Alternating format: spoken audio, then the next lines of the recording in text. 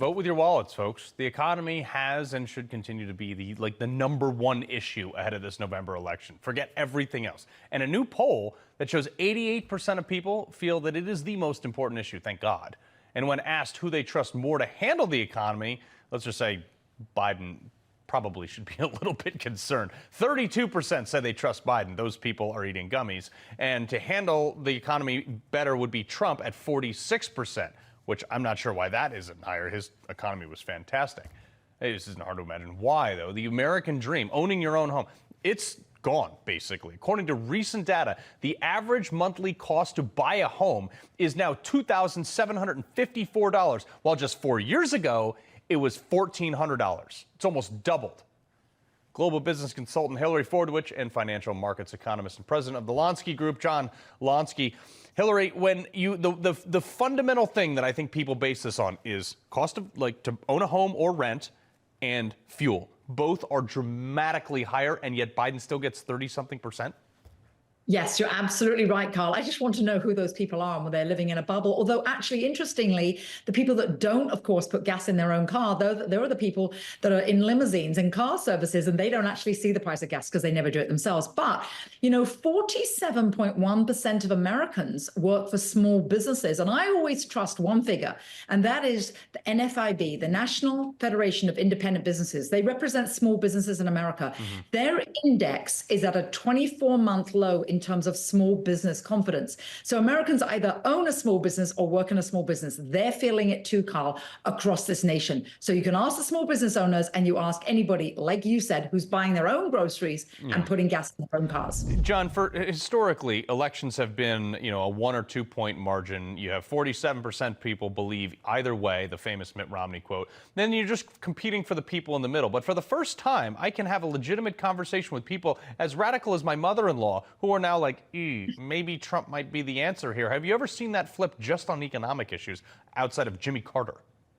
Well, that's it. It's Jimmy Carter and Ronald Reagan. A lot of memories, and rapid inflation has been around for too long. Prices are just too high relative to the median income, not the average income, the median income. And since 2019, that's just before COVID struck, we find out that median family incomes have risen by only 14%. That's far slower than the 44% surge in the median price of homes for sale, of homes bought. And that's the problem that's facing the housing market, and that's going to be a major headache for President Biden. Yeah. So, I want to go back to Hakeem Jeffries, Hillary. He was pressed about the economy. Listen to this. 2/3 of voters think the economy was better under President Trump. Well, that's just not the case, and we have to do a better job of laying out the facts that the economy has dramatically improved under the leadership of President Joe Biden. By what metric, Hillary? Well, I love it when you use that platitude, like greatly improved by what? Yeah, you're absolutely right. Bring us facts, bring us data, bring us percentages, and bring us numbers.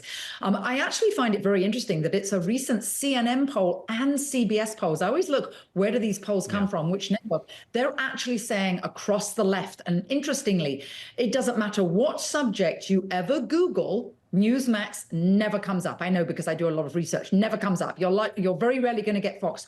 All of the poll numbers, interesting, from the left, they're all coming up indicating the same thing. Now, something else very interesting.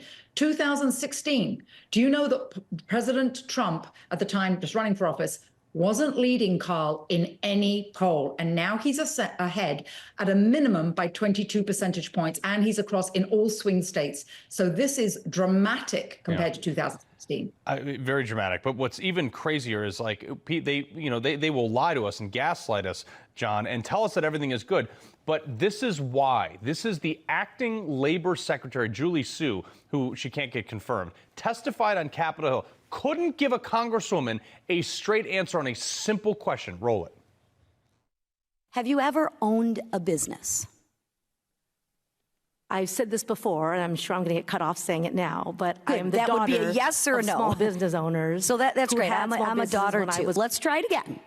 Have you, not the daughter, not the mother, not the sister, not the aunt, have you ever owned a business?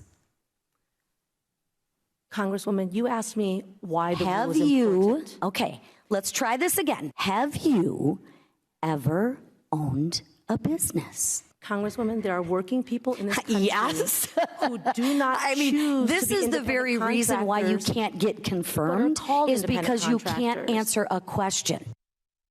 And she went on, John, to say, like, hey, you know, I'll even take a maybe. And she couldn't even answer that. But these are the people making the policy for business.